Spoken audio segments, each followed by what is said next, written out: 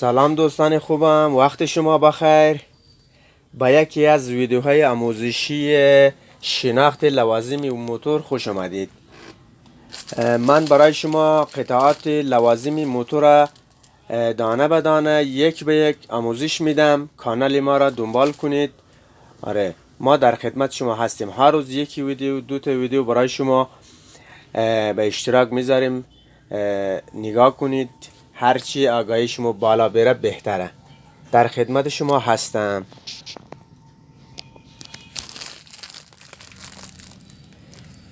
به این میگه زی دور چراغ جلو هوندا. این زی معمولیه دوستان خوبم. اینم زی جنسی عالایه، جنسش خوبه، قیمتش هم بالایه.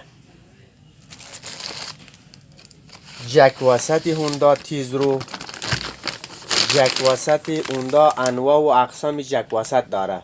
موتورای هوندا 125 جک وسط قفل دارم داره، جک وسط معمولی هم داره، جک وسط آلا هم داره. نگاه کنید سرتون کلا نره. این جک وسط معمولی است، نسبت به اون سبکتر و ضعیفتره.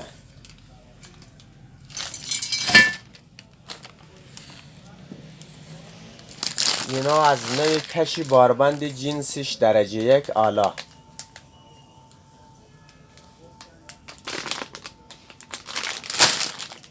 جنسش خارجیه، چینیه.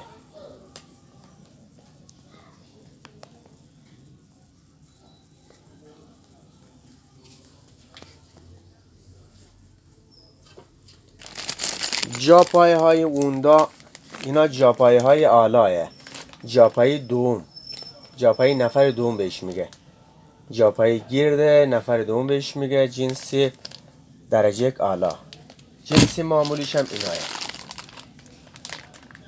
اینا جنسی معمولیشیه، کیفیتش پایینه. همون جوری که گفتم دوستان گلم، هر روز ویدیو آموزشی شناخت لوازم موتور برای شما به اشتراک میذارم. نگاه کنید. انشالله که از کانال من بهره برده باشید. خیلی ممنون. تا ویدیو بعدی شما را به خداوندی عالی میسپارم.